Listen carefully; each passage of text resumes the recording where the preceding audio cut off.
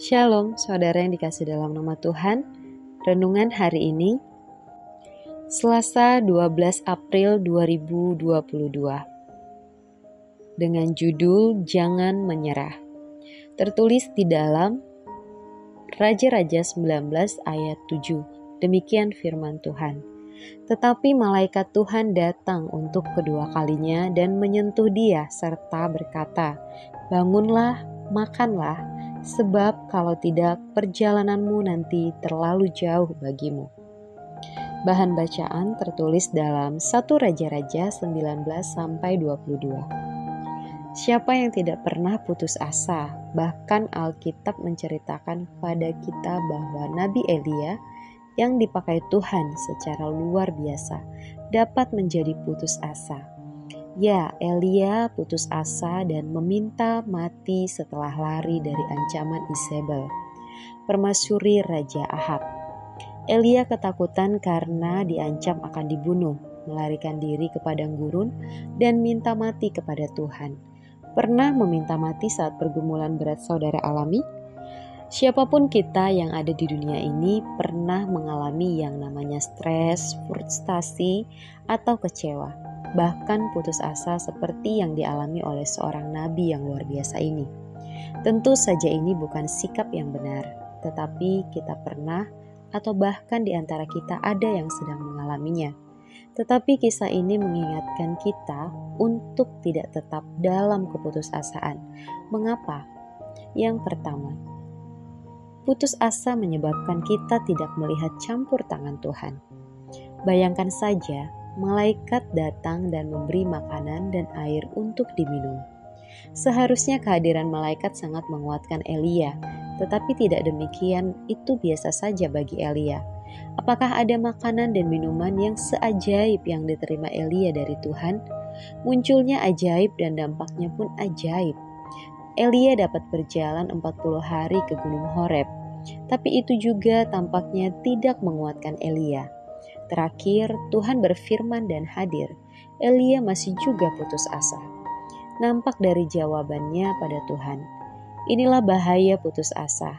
Putus asa menutup mata dan telinga kita untuk dapat melihat campur tangan Tuhan dalam hidup kita. Tuhan Yesus tidak pernah membiarkan dan meninggalkan anak-anaknya.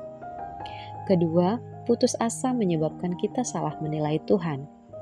Ketika Tuhan Allah bertanya pada Elia, "Apakah kerjamu di sini?" Maka Elia menjawab, "Bekerja segiat-giatnya bagi Allah." Tertulis dalam 1 Raja-Raja 19 ayat 10. Benarkah? Tidak, dia sedang melarikan diri. Elia tidak mengakui kelemahannya, justru balik menyerang Tuhan.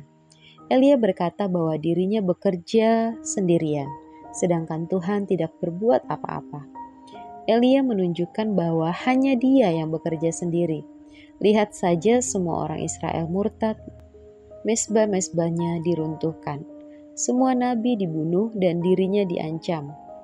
Di mana Tuhan saat ini? Ini yang ditanyakan Elia.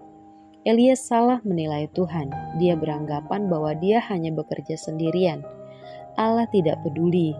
Bukankah ini yang kita alami jika kita menghadapi pergumulan yang berat dan mulai putus asa? Kita merasa bergumul sendirian, padahal Tuhan Yesus tidak pernah membiarkan kita bergumul sendiri. Yang ketiga, putus asa menyebabkan kita salah menilai kondisi sekitar kita. Rasa putus asa menyebabkan Elia memandang pergumulannya sangat berat dan laporannya pada Tuhan pun jadi tidak tepat, bahkan berbeda dengan kenyataannya. Perhatikan laporan Elia dan keadaan yang sebenarnya. Jangan terus dalam keputusasaan, kita jadi sulit melihat kenyataan yang sebenarnya yang seringkali tidak seburuk yang kita lihat dalam kacamata keputusasaan. Bangkit dan bersemangatlah dalam Tuhan Yesus, ada kekuatan dan pertolongan. Jangan menyerah. Refleksi hari ini, apakah saat ini saudara mengalami putus asa? Mintalah pertolongan Tuhan. Ingat, hidup ini singkat. Pikirkan dan lakukan hal-hal yang positif dan menambah semangat hidup kita dalam mengiring Tuhan. Power statement. Ketika kita mengalami kesulitan dan kita tidak menyerah, itulah kekuatan kita.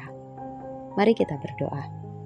Tuhan Yesus, buat kami kuat menghadapi segala pergumulan, karena kami tahu tanpa Engkau kami mudah menyerah. Taruh roh kekuatan dalam hidup kami. Amin.